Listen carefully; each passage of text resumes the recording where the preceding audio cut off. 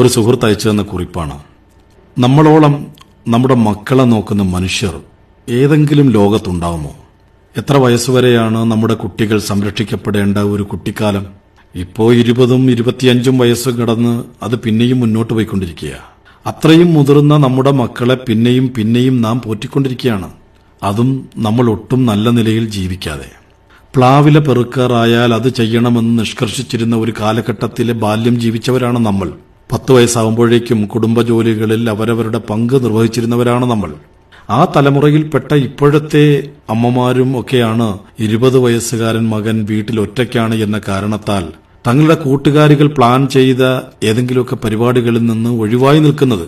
മക്കളിൽ ഒരാൾ 10ാം ക്ലാസ്സിലെത്തിയാൽ നീണ്ട അവധിക്ക് അപേക്ഷിക്കുകയും ടിവിയും ഇന്റർനെറ്റും അടക്കം സകല വിനോദങ്ങളും റദ്ദ് ചെയ്ത് വീടിനെ മരണവീട് പോലെ ശോകമൂകമാക്കുകയും ചെയ്യുന്നതും ഇതേ അമ്മമാരാണ്. മകന് മെഡിക്കൽ കോളേജിൽ അഡ്മിഷൻ കിട്ടിയതിനാൽ 5.5 വർഷം അവധിയെടുത്ത് കൂട്ടിരിക്കുന്ന ഒരു അമ്മയെപ്പറ്റി എനിക്കറിയാം. ഹോസ്റ്റലൊന്നും ശരിയാവില്ല, അവന് ഞാനില്ലാതെ പറ്റില്ല എന്നാണ് ആ അമ്മയുടെ യുക്തി. കുട്ടികളുടെ ജീവിതത്തിൽ തണലാവേണ്ടതില്ല എന്നല്ല, ഞാനും നിങ്ങളും കരിഞ്ഞുണങ്ങി പൊടിഞ്ഞു തീരും വരെ അവർക്കായി ഇങ്ങനെ വെയിൽ കൊള്ളേണ്ടതുണ്ടോ എന്നതാണ് വിഷയം. സ്വയം തണൽ തേടാൻ അവർ പ്രാപ്തരായ ശേഷവും അവനവന്റെ ജീവിതം അങ്ങനെ ഒന്നും ആസ്വദിക്കാതെ ത്യജിക്കേണ്ടതുണ്ടോ എന്നതാണ് എന്റെ ചോദ്യം. ഒരു പൊന്മാന് അല്പനേരം കൂടി അധികം മെനക്കെട്ടാൽ അതിന്റെ കുഞ്ഞുങ്ങൾക്കുള്ള മീനെ കൂടി പിടിക്കാവുന്നതേ ഉള്ളൂ. പക്ഷെ കണ്ടിട്ടില്ലേ, അത് മീൻ പിടിക്കാൻ കുഞ്ഞുങ്ങളെ ശീലിപ്പിക്കുകയാണ് ചെയ്യുക. മീൻ പിടിക്കാറായാൽ മക്കൾ സ്വയം മീൻ പിടിക്കട്ടെ എന്ന് പൊന്മാൻ പോലും വിചാരിക്കുന്നു. പറക്കാറായാൽ പക്ഷികൾ അവയുടെ കുഞ്ഞുങ്ങൾക്ക് ഇര തേടൽ നിർത്തുന്നു. പക്ഷെ നമ്മൾ മാത്രം പിന്നെയും മക്കളെ പോറ്റുകയാണ്. കോടിക്കണക്കായ ആളുകൾ ജീവിച്ചു മരിച്ചുപോയ ഒരിടമാണ് ഈ ഭൂമി. ജീവിച്ചിരിക്കുന്നവരെക്കാൾ കൂടുതൽ മരിച്ചവരുള്ള ഒരിടം. നമ്മൾ നമ്മുടെ ജീവിതം ജീവിക്കുക എന്നത് പ്രധാനമാണ്. മരങ്ങളിൽ വള്ളികൾക്കെന്നുള്ളതുപോലെയാണ് മറ്റുള്ളവർക്ക് നമ്മുടെ ജീവിതത്തിൽ സ്ഥാനം നൽകേണ്ടത്.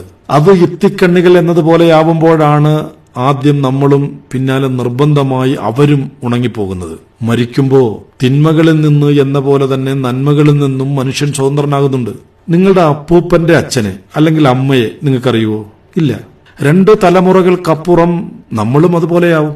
പേരക്കിടാങ്ങൾ പോലും ഓർക്കാത്തവരായി. ഇനി അഥവാ ഓർത്തിരുന്നാൽ തന്നെ നമുക്ക് അതുകൊണ്ട് എന്ത് ലാഭമാവുള്ളത്? അതുകൊണ്ട് അവനവന്റെ ജീവിതത്തെ പൂർണ്ണമായും ഉരുക്കിയൊഴിച്ച് അപരന്റെ ജീവിതത്തിൽ വെളിച്ചം പകരാതിരിക്കുക. അവനവനെ കൂടി ഇടയ്ക്കൊക്കെ പരിഗണിക്കണം. അവനവന്റെ ഇഷ്ടങ്ങൾക്ക് അപരന്റേതിനൊപ്പമെങ്കിലും പരിഗണന നൽകണം. 45 വയസ്സ് കഴിഞ്ഞ ഒരു മദാമ ഈയിടെ വയനാട്ടിൽ വന്നു. 50 വയസ്സിന് മുമ്പ് ചെയ്യേണ്ട 50 കാര്യങ്ങൾ എന്നൊരു ബക്കറ്റ് ലിസ്റ്റ് ഉണ്ടായിരുന്നു അവരുടെ കയ്യിൽ. അതിലൊട്ടുമുക്കാലും അവർ ചെയ്തു തീർക്കുകയും ചെയ്തു. ആനപ്പുറത്ത് കയറുക എന്ന ബാക്കിയുള്ള ഒരു ഐറ്റം നടപ്പിലായി കിട്ടുമോ എന്നാണ് അവർക്ക് അറിയേണ്ടിയിരുന്നത്. അതിനാണത്രേ അവർ കേരളത്തിൽ വന്നത്. മറ്റുള്ളവർക്ക് വിചിത്രമെന്ന് തോന്നാം ചിലപ്പോൾ നമ്മുടെ ചില ആഗ്രഹങ്ങളെ. അത് പക്ഷെ നമ്മുടെ കുഴപ്പമല്ല, നമ്മളല്ല അവർ എന്നതുകൊണ്ടുണ്ടാകുന്ന ചെറിയ ഒരു കൺഫ്യൂഷനാണത്. നാം കാര്യമാക്കേണ്ടതില്ലാത്ത ഒന്ന്. നിത്യവും ധാരാളം രോഗികൾ പ്രായമെത്തി മരിക്കുന്ന ജെറിയാട്രിക് വാർഡിൽ ദീർഘകാലം ജോലി ചെയ്ത ഒരു നഴ്സിന്റെ അഭിമുഖം ഓർമ്മയിൽ വരുന്നു. ഭൂരിപക്ഷം ആളുകളും മരണത്തോടടുക്കുമ്പോൾ പറഞ്ഞിരുന്നത് എന്തായിരുന്നു എന്നതായിരുന്നു അവരോടുള്ള ഒരു ചോദ്യം.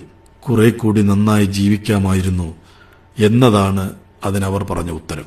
പിന്മടക്കം സാധ്യമല്ലാത്ത ഒരു പോയിന്റിൽ എത്ര വേദനാജനകമാണ് ആ വിചാരം എന്നാലോചിച്ച് നോക്ക്. ധാരാളം ആഗ്രഹങ്ങളുമായി മരണത്തിലേക്ക് പോകുന്നവർ പരാജയപ്പെട്ട ജീവിതങ്ങൾ നയിച്ചവരാണ്. ഒരു ജീവിതം കൊണ്ടും തീരാതെ അനന്തമായി നീളുന്ന ആക്രാന്തപ്പെട്ട ആശാപാശത്തെക്കുറിച്ചല്ല ഞാൻ പറയുന്നത്. നിസ്സാരമെങ്കിലും പലവിധ കാരണങ്ങളാൽ നടക്കാതെ പോകുന്ന ഒരു മനുഷ്യന്റെ കുഞ്ഞു ആശകളെക്കുറിച്ചാണ്. മറ്റുള്ളവരുടെ കാര്യങ്ങൾ ഒന്നും തന്നെ ഗൗനിക്കാതെ തന്നിഷ്ടം കാട്ടി നടക്കണമെന്നുമല്ല, മറ്റുള്ളവർക്ക് വേണ്ടി എന്ന് നാം ത്യജിച്ചു കളയുന്ന നിർദോഷങ്ങളായ നമ്മുടെ ചില സന്തോഷങ്ങളെക്കുറിച്ചാണ് ഞാൻ പറയാൻ ശ്രമിക്കുന്നത്. നാളേക്ക് എന്ന് നാം മാറ്റിവെക്കുകയും ജീവിതത്തിൽ ഒരിക്കലും നടക്കാതെ പോവുകയും ചെയ്യുന്ന പല സംഗതികളെക്കുറിച്ച്. അത് പലർക്കും പലതാവാം. വിജനമായ ഒരു മലമുകളിലേക്ക് ഒറ്റയ്ക്ക് കയറിപ്പോകുന്നതോ, പ്രിയപ്പെട്ട ഒരാളോടൊപ്പം രാത്രി മഴ നനയുന്നതോ ആകാം. ഒരു കാനന സഫാരിയോ ഷോപ്പിംഗോ ആവാം. ഉറക്കെ പാടുക, മതിവരുവോളം നൃത്തം ചെയ്യുക, കൂട്ടുകാർക്കൊപ്പം പഴയ ഓർമ്മകൾ നുണഞ്ഞിരിക്കുക, നല്ല വസ്ത്രങ്ങൾ ധരിക്കുക, നല്ല ഹോട്ടലുകളിൽ ചെന്ന് ആഹാരം കഴിക്കുക, ഇഷ്ടപ്പെട്ട മൂവി കാണുക, പുഴയോരത്തെ ഒരു പുൽമൈതാനത്തിൽ ആകാശം കണ്ടും മലർന്നു കിടക്കുക തുടങ്ങി അന്യന് ദ്രോഹം ചെയ്യാത്ത എന്തുതരം ആഗ്രഹങ്ങളുമാവാമെന്ന് സാരം. നിങ്ങൾ അതിയായി ഒരു കാര്യം ആഗ്രഹിക്കുകയാണെങ്കിൽ പൗലോ കൊയ്ലോ പറഞ്ഞ പോലെ ലോകം മുഴുവൻ അതിനായി ഗൂഢാലോചന ചെയ്തേക്കില്ലെങ്കിലും ആരെങ്കിലുമൊക്കെ അതിനായി നിങ്ങളോടൊപ്പം ഉണ്ടാവും എന്നത് ഉറപ്പാണ്. പ്രിയമുള്ളവരെ, നാം 50 കഴിഞ്ഞവരാണ്. മക്കൾക്ക് ഇനിയും സമയമുണ്ടെന്നും ധാരാളം ബസ്സുകൾ വരാനുമുണ്ടെന്നും നമ്മൾ അറിയണം. 50 കഴിഞ്ഞവർ നിശ്ചയമായി ഓടിയേ പറ്റൂ. സ്റ്റാൻഡ് വിട്ടു പോയിക്കൊണ്ടിരിക്കുന്നത് അവർക്കുള്ള അവസാന ബസ്സുകളാണ്. അമാന്തിച്ചു നിന്നാൽ മനസമാധാനമില്ലാതെ മരിക്കാം. ഈ മനോഹര തീരത്ത് ഒരാവശ്യവുമില്ലാതെ പാഴാക്കി കളയാൻ ഒരു ജന്മം കൂടി തരുമോ എന്ന് ശോകഗാനം മൂളാം. പലവിധ ഉത്തരവാദിത്തങ്ങളുടെ സമ്മർദ്ദങ്ങൾ എന്റെ പ്രിയപ്പെട്ട പരിപാടികളെ തടസ്സപ്പെടുത്തുമ്പോൾ അതിനെ അതിജീവിക്കാനായി ഞാൻ പ്രയോഗിക്കുന്ന ഒരു തന്ത്രമുണ്ട്. പരോപകാരാർത്ഥം അതുകൂടി പങ്കുവെച്ചുകൊണ്ട് ഈ ഓഡിയോ അവസാനിപ്പിക്കാമെന്ന് കരുതുന്നു. ഈ നിമിഷത്തിൽ ഞാൻ മരിച്ചുപോയിരുന്നു എങ്കിൽ എന്ത് സംഭവിക്കുമായിരുന്നു എന്ന് ചിന്ത ചെയ്യലാണ് ആ കൗശലം. ഒരാൾ ഇല്ലാതായാൽ ലോകത്തിന് എന്ത് സംഭവിക്കാനാ? ഭാര്യ അല്ലെങ്കിൽ ഭർത്താവ് തനിയെ ജീവിക്കില്ലേ? മക്കൾ പഠിക്കുകയോ ഉദ്യോഗം നേടുകയോ കല്യാണം കഴിക്കുകയോ കഴിക്കാതിരിക്കുകയോ ചെയ്യില്ലേ? നാട്ടിലെ ആളുകൾ പശുക്കളെ വളർത്തില്ലേ? ലോകം അതിന്റെ ക്രമം വീണ്ടെടുക്കില്ലേ? അത്രയുള്ളൂ കാര്യം. നമ്മുടെ ഈ പറയുന്ന തിരക്കുകൾക്കൊക്കെ അത്രയേ ഉള്ളൂ പ്രസക്തി. ജീവിതം എന്നും മറ്റുള്ളവർക്ക് വേണ്ടിയാവരുത്.